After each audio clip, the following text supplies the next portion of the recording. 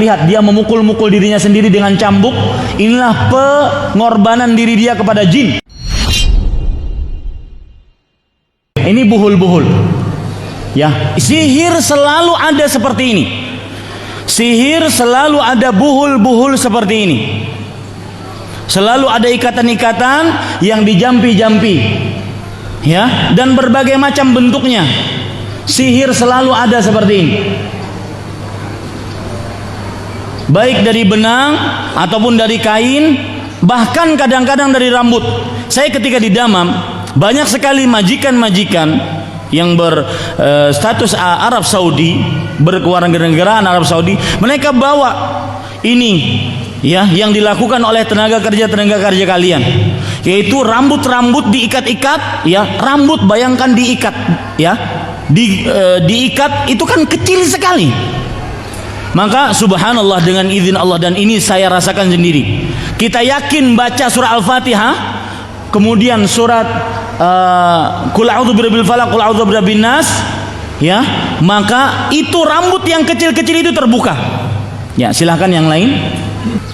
Perhatikan ini Bapak Ibu saudara-saudari sekalian, diperbesar.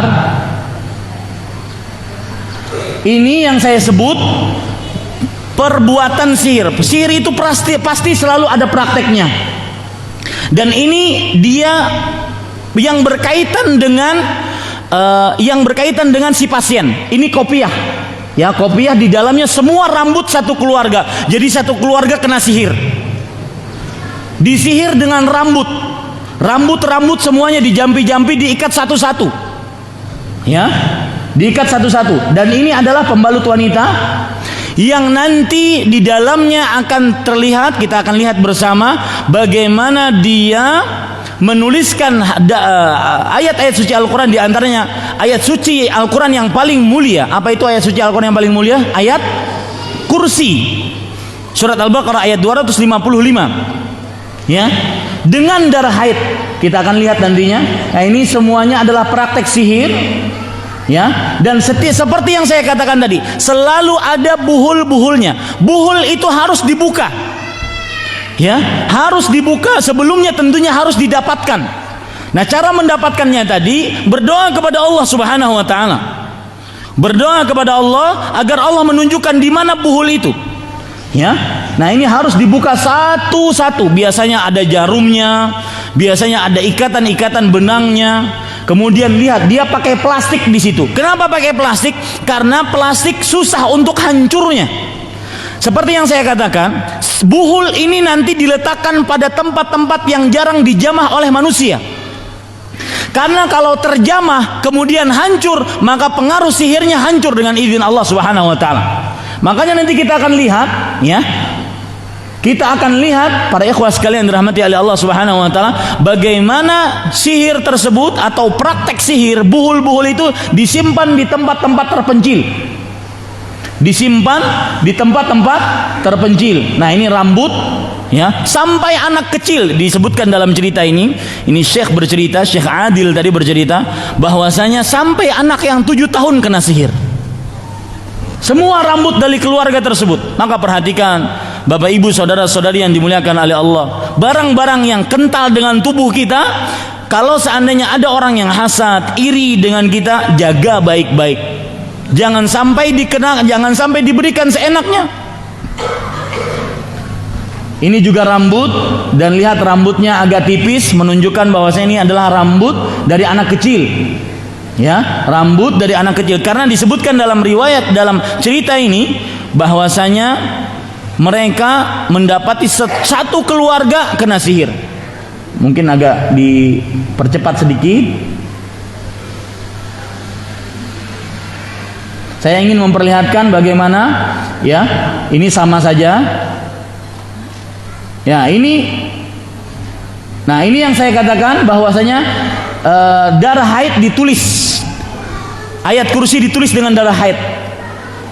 Ayat kursi ditulis dengan apa? Darah haid. Dan sihir tidak akan pernah manjur kecuali dia harus menghinakan ajaran Islam. Silahkan film yang lain, hapus dulu. Ya,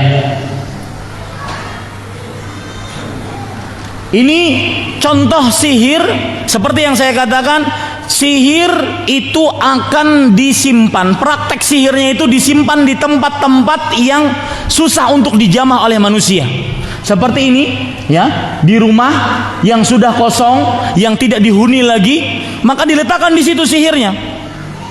Nah, kemudian juga lihat, disimpan pada aluminium foil.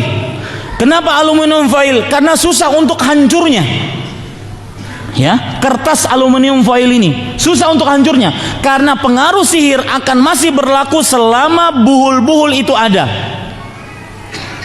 Makanya Bapak Ibu saudara-saudari yang dimuliakan oleh Allah, sambil sembari melihat filmnya, saya katakan tanda-tanda tukang sihir, dukun, santet, apapun statusnya di masyarakat, entah itu dia ustadz, kiai, guru, tuan guru agama, tanda yang pertama adalah ketika bertanya tentang nama dan nama ibu. Nama dan nama ibu. Kenapa nama dan nama ibu? Karena nama ibu, kenapa tidak ditanya nama bapak? Karena ketika seseorang, misalkan Ahmad bin, ibu saya namanya Nur Saadah, Ahmad bin Nur Saadah misalkan, itu berarti dia sudah menghinakan dirinya, berarti dia tidak punya bapak, berarti dia anak zina. Itu sebabnya kenapa bertanya tentang nama ibu. Ini yang pertama. Yang kedua, minta sesuatu yang berkaitan dengan tubuh kita, pakaian dalam, rambut, sisir, apa saja, pembalut dada bagi perempuan, apa saja yang berkaitan dengan tubuh. Ini tanda-tanda tukang sihir dan dukun. Silakan film yang lain. Tanda sihir, tukang sihir dan dukun yang ketiga, yaitu memberikan sesuatu yang ditanam di dalam rumah atau di belakang rumah ataupun di depan rumah. Apa saja yang ditanam, dikubur, entah itu pohon, entah itu apa saja, maka ini termasuk daripada tukang sihir ataupun dukun. Nah, perhatikan, ini raja, ya, ini yang saya sebut raja. Jangan terkecoh dengan tulisan-tulisan Arab, ya, semuanya ini raja. Jangan terkecoh dengan ada Al-Fatihahnya, ada Allah Muhammadnya, ada nanti Abu Bakar As-Siddiq, Umar bin Khattab, Utsman bin Affan, Ali bin Abi Thalib, lingkaran-lingkaran begitu, kemudian ada bintang. Betul apa betul? Pernah lihat seperti itu? Ya, itu adalah raja, itu sihir. Siapa yang memberi seperti itu, apapun statusnya di masyarakat, entah itu dia ustadz, kiai, tuan guru, habib, atau apapun, itu pasti tukang sihir. Itu arraf atau kahin. Ya, ini para ikhwan yang dirahmati oleh Allah Subhanahu wa taala. Ini juga hal-hal yang digantung, biasanya digantung di rumah, digantung di mobil, digantung di sepeda motor, digantung di toko. Ini digantung di badan, ya, gesper. Semua jimat yang digantung, Rasulullah SAW bersabda, "Man 'allaqa tamimatan faqad asyrak." Barang siapa, hadis riwayat Imam Ahmad, barang siapa yang menggantung jimat. Tamimah itu adalah anak-anak kecil yang diberi kalung-kalung, gelang-gelang hitam. Ada nggak di sini adatnya? Nah, itu tamimah namanya. Asal makna tamimah itu anak-anak kecil yang dikasih kumpulan-kumpulan benang-benang hitam, digelangkan ataupun dikalungkan ataupun digelangkan kaki, itu namanya tamimah. Rasulullah SAW bersabda, "Man 'allaqa tamimatan faqad asyrak." Lihat bentuk-bentuk tamimah bermacam-macam. Lihat di sini Syekh menyebutkan, memperlihatkan bentuk-bentuk tamimah seperti ini. Ini tamimah yang biasa. Ya, betul kan kita lihat biasanya di tengah-tengah masyarakat terjadi ini. Ini tamimah. Barang siapa yang menggantungkan jimat tamimah, maka dia telah berbuat kesyirikan. Ya. Dan termasuk tamimah, jimat adalah memakai susuk. Termasuk tamimah, jimat adalah memakai susuk. Dan Bapak Ibu saudara-saudari yang dimuliakan oleh Allah, demi Allah saya pernah kajian di hadapan ibu-ibu TKW di Arab Saudi. Ketika membahas tentang tauhid, saya sebutkan ayat-ayat suci Al-Quran, hadis Rasul. Ada seorang ibu bangun, "Ustaz, saya mau nanya." "Bu, tunggu bu, materi saya belum selesai." "Enggak Ustaz, saya mau nanya. Sekarang sudah terasa panas sekali perut saya dan pipi saya." "Emang kenapa bu?" "Saya sebelum ke Arab Saudi saya pakai susuk Ustaz." Ini bukti bahwasanya susuk bukan memberikan manfaat, malah memberikan mudarat. Dan apabila ada orang yang memakai susuk, harus dikeluarkan. Harus dikeluarkan. Itu cara bertaubat dia. Nah, ini juga tamimah, ya, ditulis pada tulisan-tulisan kertas, ya, biasanya disimpan di dompet. Saya juga banyak dapati kawan-kawan tenaga kerja Indonesia yang bertaubat. Setelah saya ceritakan seperti ini, mereka satu-satu mengeluarkan dari dompetnya. Ini Ustaz, saya bawa dari Indonesia. Ini Ustaz, saya bawa dari Indonesia. Ada yang tertulis pakai bahasa Arab. Agar kamu disenangi orang, baca surat Al-Fatihah 9 kali tanpa nafas. Sanggup, Pak? Ya? Ya, silahkan film yang lain. Nah, ini cincin. Perhatikan Bapak Ibu yang dikasih cincin. Jangan-jangan di situ ada sihirnya. Ya, jangan-jangan di situ. Nah, ini yang saya sebutkan tadi, bahwasanya sihir prakteknya disimpan pada tempat-tempat yang susah dijamah oleh manusia. Lihat, ini padang pasir. Nah, pertanyaannya, polisi keagamaan Arab Saudi dapat dari mana informasi ini? Maka dapatnya mereka nangkap dulu tukang sihirnya, diintegrasi, baru mereka ngaku, oh saya di daerah ini, cari saja di sana. Dicari oleh mereka, dapat. Lihat, dalam sekali. Dan subhanallah di Arab Saudi itu ya, nggali kubur pakai baju seperti saya, main bola pakai baju juga seperti saya, sekolah juga bajunya gamis, ya, istiqomah sekali. Coba, emang bajunya itu saja. Ya, lihat apa yang mereka dapatkan dalam sekali ini. Dan makanya tercela sekali orang yang melakukan perbuatan sihir.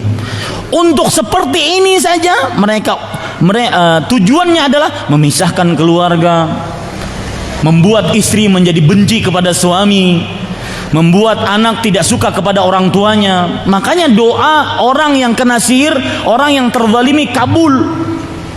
Maka bertaubatlah yang pernah melakukan kesihiran dan juga dukun, santet, pelet. Lihat apa yang mereka dapatkan, ya, kaleng susu, kemudian dikeluarkan prakteknya dari dalam. Lihat, ya, sangat susah hanya untuk mencelakakan kaum muslim, membuat sesuatu yang susah. Ini kenapa dilakukan seperti itu? Pakai kaleng, pakai plastik. Lihat, plastiknya berapa kali lipat agar tidak hancur. Seperti yang saya katakan, kapan dia hancur, maka pengaruh sihirnya akan hancur. Kapan hancur, pengaruh sihirnya akan apa? Akan hancur. Lihat, ya, dibuka. Ini juga sulit membukanya karena pakai lakban. Kemudian di bawah lakban ada plastik. Nanti ternyata di belakang beberapa plastik itu apa? Coba kita lihat.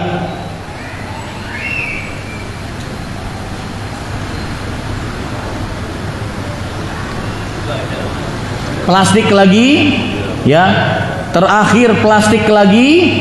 Kemudian ternyata yang mereka dapatkan adalah kepala ikan, mungkin ikan tongkol kali.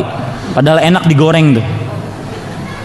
Dan saya ingat, salah satu ciri pengobatan alternatif yang keliru adalah misalkan telur dirajah-rajah, kemudian dipindahkan penyakit dari tubuh kemana? Ke telur. Ini adalah sihir. Ini adalah sihir. Kambing yang asalnya adem ayem, ya, kemudian dipindahkan penyakit ke kambing. Ini adalah sihir. Dan juga penganiayaan terhadap kambing, mendingan disembelih kemudian dijadikan gulai kambing. Ya, ini adalah pengobatan secara sihir. Lihat, itu kepala ikan. Dan selalu seperti, lihat, selalu ada ikatan-ikatannya, selalu ada tali-talinya. Ya, ada tali-talinya yang mengikat, dan itulah yang disebut dengan buhul-buhul.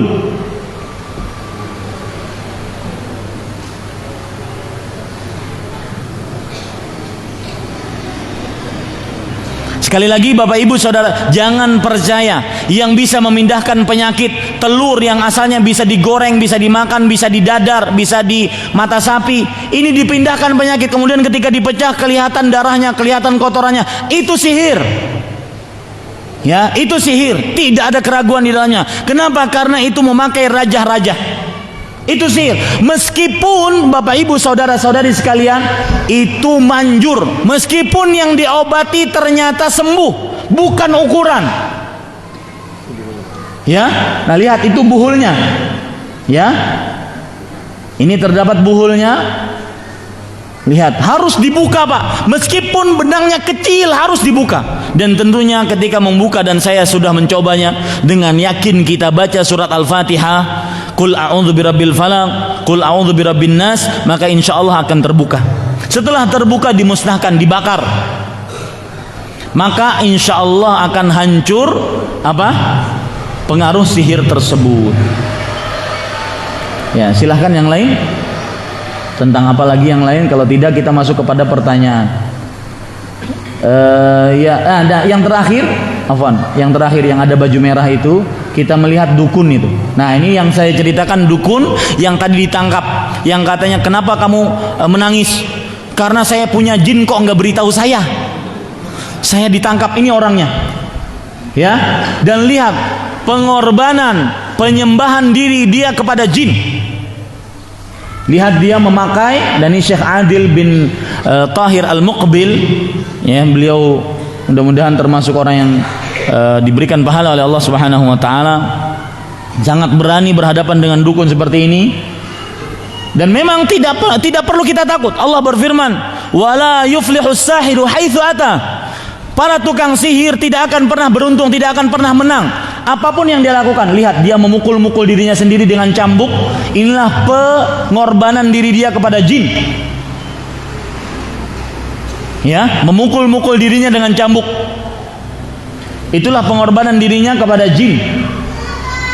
Nanti akan diperlihatkan bagaimana tata cara sujud dia kepada jin. Semua peribadatan dia kepada jin. Dan jin tidak lepas dari kemenyan. Kemudian dia memukul-mukulkan dengan juga buntut ataupun ekor dari kuda. Nah, ini adalah ekor dari kuda, dia pukul-pukulkan ke tubuhnya sebagai pengorbanan diri kepada jin.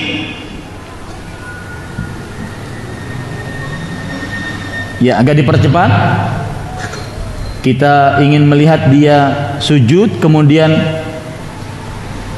terus